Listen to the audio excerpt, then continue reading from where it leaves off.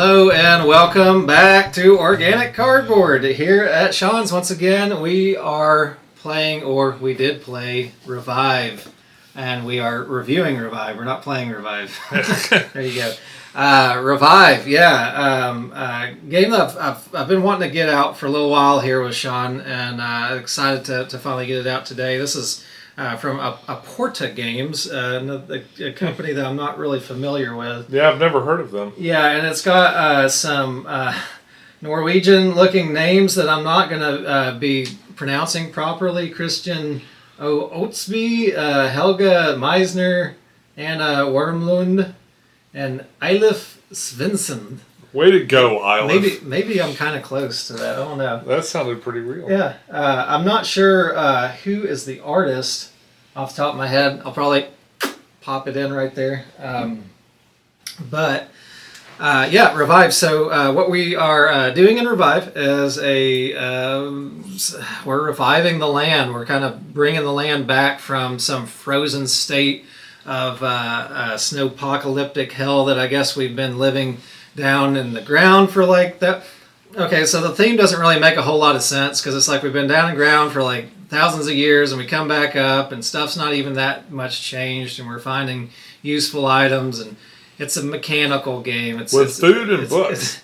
It's a mechanical game with enough interesting like just game mechanisms and just enough theme to make you feel like you have some kind of a reason why you're doing those mechanisms, I guess.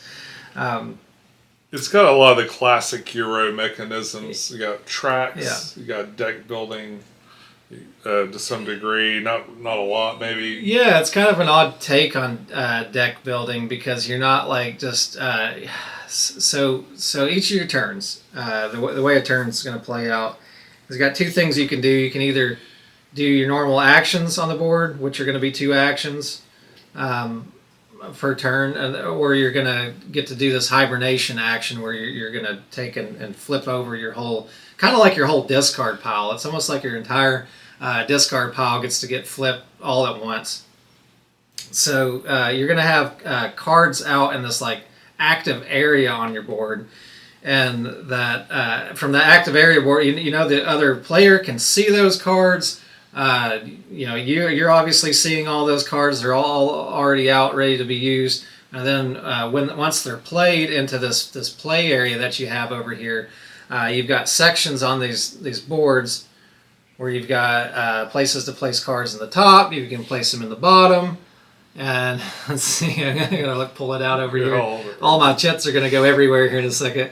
But yeah. So basically, you can play a card in the top to do the top action of the card. You can play it in the bottom, do the bottom action of the board. There's only 2 sections in the bottom. There's only 2 sections in the top, and there's very limited ways in which you can manipulate those to give you potentially extra actions. But in general, you're kind of limited, at least for a big part of the game, to just having 4 spots to put cards at.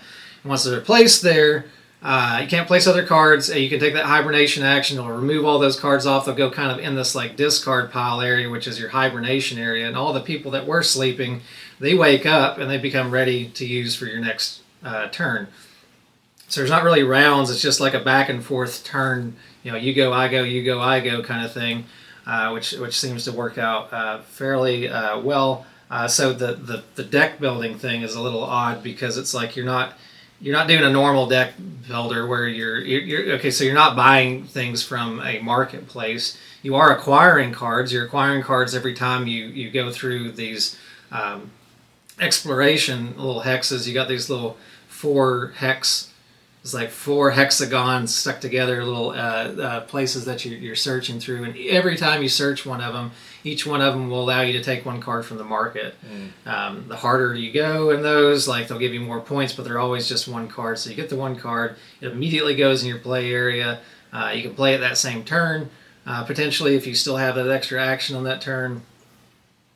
But otherwise, that's how you're getting your cards, and they're just going, from being used to sleeping, and then from sleeping to awakening. So that it's not. I don't know. It's kind of odd to call. I don't know. Well, you're getting more cards, but you don't cycle through them as much as you would a regular deck builder. I don't know. It's almost like you're cycling through them more. Like you think? It depends on the deck builder because you're not having to go through an entire deck.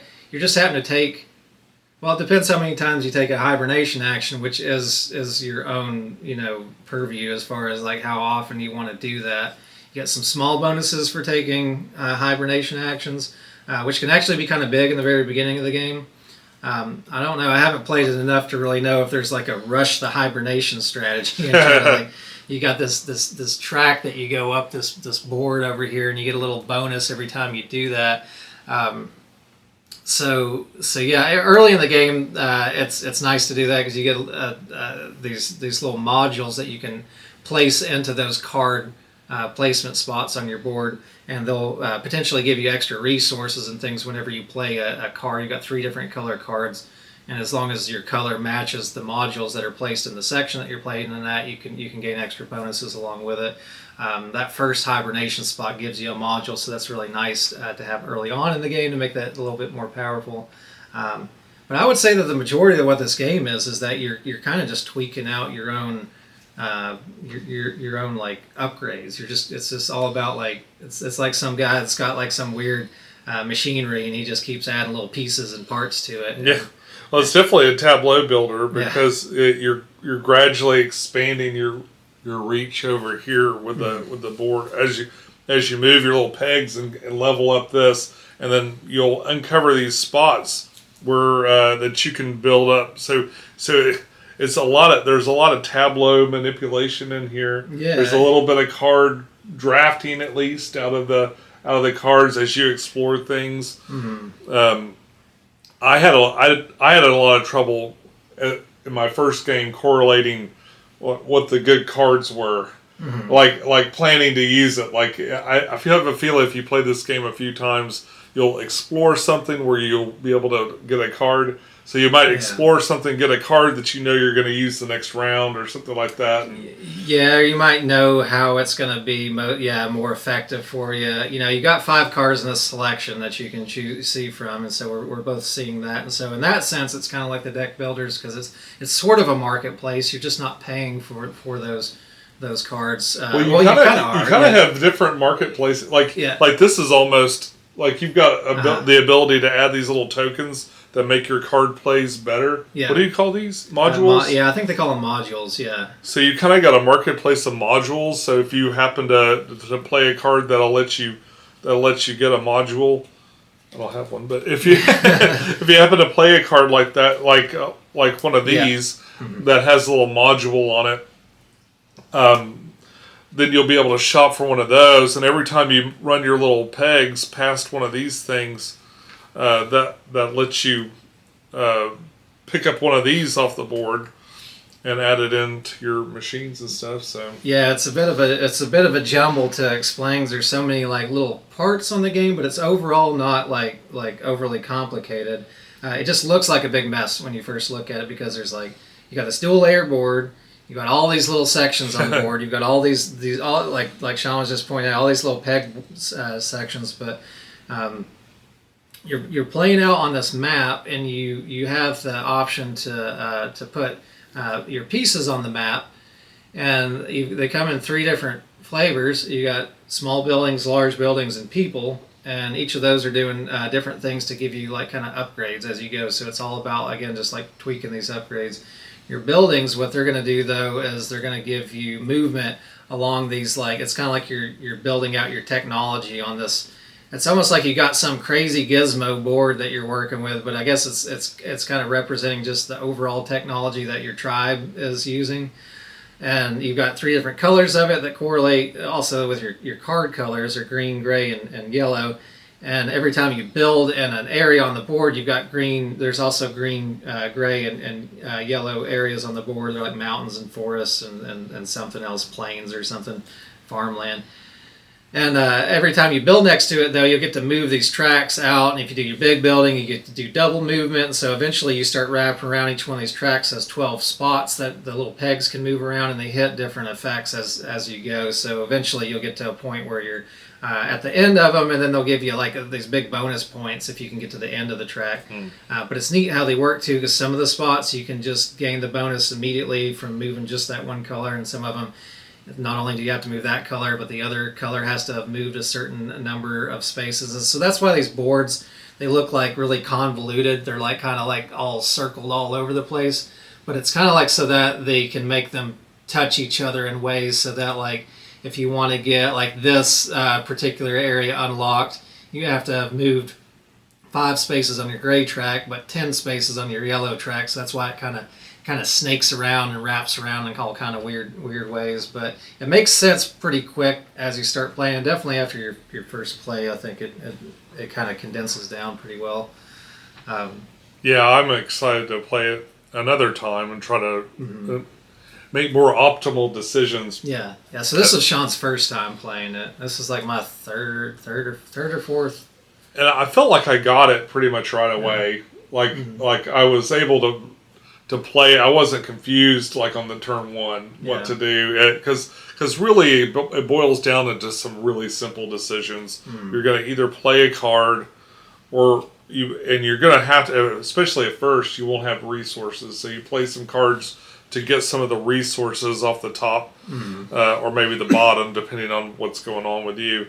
And then you can afford to do these other things. Yeah. So you're the main actions again.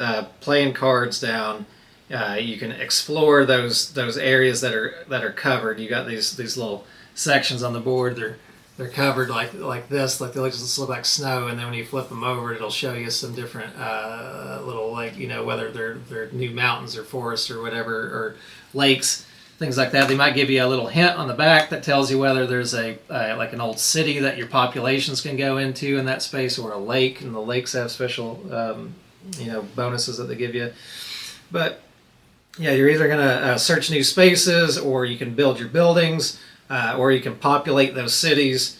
So those are the main things you're doing, either playing cards or doing one of those other 3 bigger actions. You've got a little switch on your board, it's a small little extra bit that can let you get that last little bit of resource that you need, but it's a whole extra action. There could be some parts of a turn where you're not ready to, like you want to do one action before you reset or something, and I think that little switch is meant to be that little extra action just so you can have like a little something extra to do, or maybe give you that one resource you need to build something or place a person down. Yeah, it seems really silly. There's this one little tiny action, this little tiny switch token. It's a whole action. So you, again, on your turn, you're getting to take 2 actions on each of your main turns, unless you're hibernating. And the whole action would be just to use that switch. But man, you'll find yourself often in points where you're like, I just need one more food, or I just need one more, little gear, building material, and that can be the thing that makes it. So it's funny how useful that little switch can be in a pinch. It's a nice little addition. I like that. I think it's just a nice. It's a very subtle but sometimes you see a rule like that, you feel like it fixed something. Yeah, it may have, or it just feels really good. I think too. Yeah. Like maybe they were just like, there's probably enough times when they were playing where they're like, man, how can we just make a way where you can get one more resource, but not make it like overpowered or like too convoluted or anything? And they're like, well, why don't you just have a little switch where you just hit it and like a bag of food falls out, right? But you can't turn it back on until everybody goes to sleep, right? Whatever. So there's that, and then but on your board too, like when you're playing your main actions, you've got little machines that you're kind of building out, and they're basically like little extra actions or more powerful actions. They might allow you to do an action cheaper, things, or trade in for points. Those are fun to play with. That's another little thing that you're building up on your board. So when you're hibernating, you get to you have these little energy tokens that you're using and placing on those spaces, but then once they're used up, they're kind of overpowered. They need to chill out and calm down for the night, and so at the end of it, you get to remove all those back off and use them every one of your turns. So that's another like incentive to figure out when you're going to hibernate or not. The switch, sometimes you're like, oh man, I didn't use my switch before I hibernated, and it kind of like I found that making me pause a little bit. We're like, do I need to use that switch? Like just to make you, because you only get to use it once in between each hibernation. But I think it all just goes together really well. I think it's very neat. You got very asymmetrical tribes that you're using. These different little player boards. The main big board, the big double-sided board, is the same for everybody, but everybody's got their own little factions with special powers. They have these little star icons that give them some special ability that always gets to be different on each of them. They have a tech tree, right? Yeah, and they even have like a front and a back to them. So I'll pull out one of the other ones so I have to rip that one off. But yeah, they've got like a day side, and then they've got like a night side on the back. And I guess I don't really know what day and night means thematically. Again, most of the theme here is kind of more or less, I don't know, pasted on, if that's the right word, or just like it does. It's not really supposed to make a huge amount of sense. Like, but what's something that's an opposite? Yeah, right. But the night side is like the more advanced side, so you kind of unlock that in the pseudo campaign that they do. They delay this information that they're given to you, the different modules and things that would create the quote unquote full game, and they give you the option to add or remove those modules as you play with, and kind of play how you see fit. Even the base set of it, that was pretty fun though, and then those little additions like. Some extra action you can do with the Switch, and then some different extra. There's some more specialized cards and things that show up, and those different special abilities there with those the factions and then their opposite sides. They made this thing dual layer, which again it's super nice, except for the fact that whenever dual layer they do, it does tend to curl really bad. Mine almost is flattened out a little bit, I think, since I've had it. Shoved into the game box, and I don't know if it's just had things laying on it. It was really curling bad on me before, but those curl up quite a bit. But then these player boards are not double layered, so I actually went and printed out. I'm gonna just knock all my pieces off here because they're kind of sticking into it. I had to print off these little overlays for this thing. You can tell I didn't fully cut those little spots out because these little things are sticking in it. But I printed off these little overlays for these guys. So if you have Revive, if you're looking for the game, I'll put a link to these. Put them on printables. I think who's the guy? I don't know. It's in the night. I can't think the name here. The guy that does printables. I don't know why I can't think of it.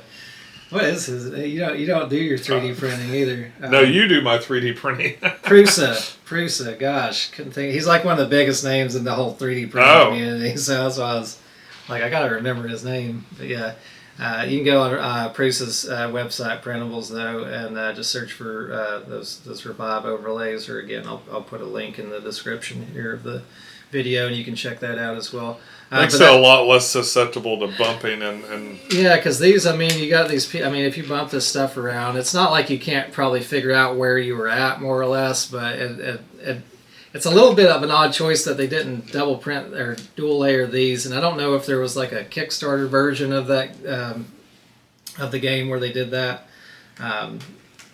but the or might just save some money. Yeah, these are really nice. I will say that this board the big board would have been a huge mess if that wasn't dual layer. There's no way to do this right without dual layers. I don't think so. Because you've got these little buttons. You can see what I'm doing. Yeah, I think you're in there enough. Yeah, you got these little machines that slot into here, and then you got the pegs and where they're going to go. So and then your resources and stuff too. All of these things need to not encounter a problem if it gets knocked or the table something happens.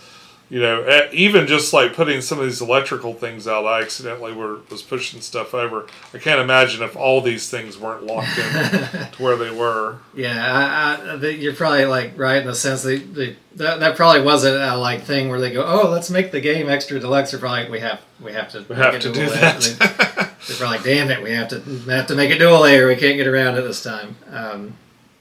Well, I like it so much better when they do that. Oh yeah, I think everybody who doesn't. Those are great, especially if you got any chit sitting on top of a board piece. Again, you bump this board, there's less things to have to worry about, or like have to keep up with. More or less, you can figure it out. Things that you've knocked off at that point. But this would be a just impossible if you shifted that whole thing. Yeah, that would be very difficult to backwards engineer back together. But yeah, overall, like components. I mean, aside from that little quibble there with this board not being dual layered to begin with, the components I think are really nice. Most of them are wood. There's a little bit of cardboard chits that they did for this this kind of pseudo campaign. I haven't actually gotten into these just yet, but there's a few of these cardboard chits for that. They did cardboard for the little modules and then the artifacts themselves. These would actually be pretty neat looking in a clear resin mock-up or something, because they kind of look like they're some kind of weird alien crystal skulls or something. I don't know if that's going to come in at all. It's almost like an animalistic crystal skull. Yeah, it's like a ram or like with a big head, or like Alien or something with the big giant head. I don't know, just some weird crystal skulls or whatever. But overall, I think that the components are really nice. The art is pretty good in a lot of spots, but a little odd. I mean, the general theme, the pacing on the theme of the game's a little odd in a lot of spots. Well, and the variety of the cards is just not very. There's not a wide variety. There's basically 3 pictures. Yeah, which it's a little it's kind of a pro and con because you immediately know when you look at one of those cards just from the artwork, even not the color even, but the artwork itself is like. What that kind of card is more or less geared towards doing. Like the yellow ones are more about food, the green ones are more about books, and then the gray ones are more about the building materials. There's variations within all of those, but in general, that's kind of where they tend to lie more commonly in those directions. So there's that. You also, like if you're building out your technology on your board and it's going to a certain direction where if you get to the very end of a certain track, like a gray track or whatever, and you get that spot unlocked so that it gives you an extra couple points for every gray card that you have, that you're kind of looking for gray cards in that way. But yeah, the art, I think the art is good, what they have on those cards, but it does feel like it would be kind of neat if they could have done just somewhat different options of those. And it's probably a money saving thing, to keep from having to use the artist to make every one of these. There's not a huge amount of cards in the game. They could have done that. Certainly wouldn't have been beyond the scope of a lot of games, but it's probably this stuff gets expensive. And it's not the biggest element. It didn't bother me really. I just happened to notice that usually with the cards there'll be a little bit more than 3 base pictures and stuff. But it didn't really deter from it. The most important thing to me. With stuff like this is the iconography. Mm-hmm. So, and the graphic design that was done with this was done really well. Yeah, I feel like this was easier to understand than it looked at first glance. Mm-hmm. And and for that matter, the main board and stuff, the way it is, and all the stuff you see, I can clearly read from way over here. Mm-hmm. Even the tiny, I might lean over a little bit, but I put the small chits, the little modules, and the machines for your player area over next to Sean's, just because it was his first game, and I do need to be able to look at it a little closer. But even at a distance, for the most part, I can pick that up pretty quick. So there's really not all that many icons, I guess, that you have to they become very intuitive very quick. There's only 4 resources if you count the crystals, and they're all very easy to pick up. Between the limited resources and then and really kind of a limited icon set too. There's not that many icons. Yeah. There's a few differences in things, and sometimes it gets unusual and it works towards in-game bonuses and stuff like that. Depending on what you're going for.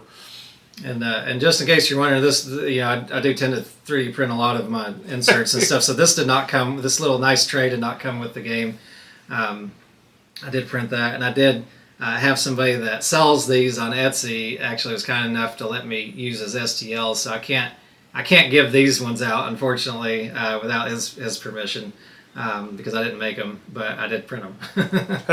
But yeah, the art. I think the art on the tribes themselves. I think there's like those are nice, and there's a lot. There's a few of them. I want to say there's either 6 or 8 or so of these in the game. Maybe there's just 6. But these are pretty nice though. On the yeah, there it is. But yeah, I thought they did really well with those. They're the same on the front and the back. But they just have different tech trees. Yeah, they're neat. It's like this weird little world. Like I don't know. It's kind of a jumbled mess as far as again theme goes and how they all tie in. Like here's some plant lady. They all look kind of alien. Here's some person that like witch with a big brush. I know it looks like she's got a giant brush. I don't know if that's supposed to be the end of like some weird a broom. Yeah, or like an arrow or something. I don't know what it is. Got this falconeer guy. He looks pretty human. And then, what else do we got? Oh, that was a little robot character over there or whatever. So, I mean, he's not a robot, but he's got his little satellite dish. It's like a little miniature dwarf dude. And they got this guy, for some reason, everybody else can breathe the air, but this guy is just like, he's wearing some, well, I'm all over the place on the screen. He's got like some breathing apparatus, even though he's some big buff dude. And so it's kind of just all over their artwork. But it's neat though, and it's quirky. I mean, it doesn't bother me at all, and the art that they did do, I think, is pretty nice. I think that what surprised me the most is that the front of it looks like a nature game, and it kind of plays like a nature game in some ways. But it's got there's so much more sci-fi to it. Like you get this hint of these buildings like coming in out of the ice and stuff. But I mean, when I look at this, I'm thinking, oh, we're on an island or something like that. Like all I see is this flower. We're in like frozen Hawaii. Yeah. Like orchids. Okay. Yeah, but overall, I think they did a pretty good job with the whole game. I think this is one that's definitely worth keeping in the collection. This is pretty new, isn't it? This year. I think it may have came out in 2022. No. I want to say it may have. This is when it came out. That is when it is. You will know now. But I think it was 2022. Again, I could be wrong about that. But yeah, it's been out for a minute. Like last year, I think is when it started to become more like people started getting it more. You know, like it started to become more commonly talked about. But yeah, I think it did kind of skip its. Like I didn't hear at all about it. I think the first year that it was originally published. Maybe it was at the end of that year. I can't remember. You know, I'm not sure. Boy, I mean, I tell you, if it had a robot in the front, I would have noticed it right away. No, it had a big orchid on the front, so I'm like, I don't want a Hawaiian game. Yeah, it kind of comes. You know, that whole revive that aspect, this idea of like reviving the land. I think the biggest part of that is like there is a pretty decent like feeling of exploration that's going. Well, I mean, like you do feel more or less like, oh, I don't know what's under this tile exactly. There might be, I'm kind of got a hint that there's this or that. I like that. And even when you were flipping that over, I was really anxious to see what was underneath. Yeah. But I kind of like to flip a few of these over that I was considering paying the points for. Yeah, just to see, you know, what was actually under there. Oh, ooh, there's some more points. Yeah. There's some neat ways to grab points on the game and kind of like, you know, run the game clock down real quick too.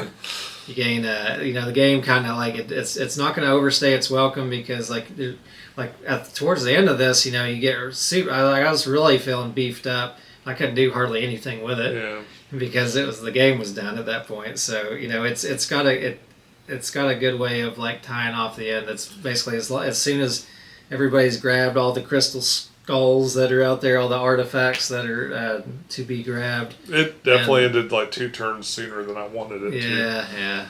Because I was like, oh, I'm going to get up there and deploy, and then all of a sudden the game was just kind of ending. What good Euro does it? Yeah, it's true. They want you to come back and play it again so you can do that thing that you wished you did last time. Always leave them wanting more. Yeah, but I think that's about all we got to say. You know, as far, again, I do like to rate the games. This one, you know, I think it's a good 8, a good solid 8 out of 10. Good. It could be more than that. The more I play it, I'm not sure. I've taken some time in between each one of the plays that I've had of the game, so it's been a little bit since I played it last, and then played it with Sean tonight. I really enjoyed it every time I played it. I keep wondering, like, man, there's not that many aspects in the game. Like as far as replayability goes, I think the biggest part is going to be like you might have a totally different strategy with your board and what you're doing. But as far as like the elements in the game, there's gonna be a lot that are very familiar. The main actions that you're doing are gonna be kind of the same. So that's what I'm not really 100% on as far as like rating it higher than that. But I think it's a really I think it would be still in that great category of games though of being very worthwhile to have and bring out to people. And I'm gonna keep showing it to people. I'm gonna keep playing it with people. So I think it's a good one to have. I really want to see it at 3 players. Yeah. I think with 3 players, there'll be more people kind of getting in your way. It could be a lot funner. Because you can't occupy the same spaces, so I think that might throw a wrinkle in it too. One thing at 2-player is that when you do population, you've got these little city spots on the board, and you're placing these little people down, and then for every you can only place one of your people down each of those city spots, but for every other player's person down, it becomes more expensive to go there. So we didn't really run into any of that. And on my other games of it too, it was at 2 players, so it was like there's enough space on the board. The board doesn't become tighter at 2, so there is that. But at the game, I don't think for the most part, like there's a couple little spots that we were kind of racing towards each other. But yeah, 3, and even like a 4-player game, it might really even shine harder at that. So the game, it would really be tight at that point. Yeah, because there's almost a whole third person's area on the board. I can see right now, like the amount of space that both of us took over. I can kind of see a whole third person's area on the other corner of the board. So it just kind of depends. But yeah, well, time shall tell. So. It was really crunchy with 2 players. Yeah, it felt like a good solid Euro that didn't last so long. Wasn't so hard to learn. Doesn't look like it'd be hard to remember. Like if you're pulling it back out again. Yeah, I'd say the biggest downside I saw was how long it took you to pull all this stuff out. Well, I was also like remembering too, like parts of how the game. I didn't just play it yesterday, so. It's probably been a couple months since I played it last. It's a little bit of a space hog too, with the big giant tableaus and stuff. Yeah, you need a decent sized table if you're going to have more than 2. I think 2 is like manageable on most people's gaming tables, but if you're going to have even a third person on this table, it's going to start getting tight. You're going to be breaking out the snack tables and stuff too, going to supplement. But I think it's a great game. Thank you for bringing it over to play it. And thank you for playing it with me. So again, now I think that's about all we have to say about Revive, guys. Thank you so much for stopping by and listening to us ramble on about a post-apocalyptic Euro mix-up mess of a game. That's a lot of fun. It's a spring-pocalypse. Spring-pocalypse of a game. Spring in the snowpocalypse world. Yeah, it's a good time to be reviving, I guess. So anyways, guys, thanks so much. If you guys enjoy this kind of content, a couple of those free clicks on the screen really helps support out channels like mine and Sean's. So appreciate it so much when you do, but as always, do what is right for you. And until next time, hope you all are having a wonderful rest of your day. Take care. I'll see you on the next video. Bye-bye.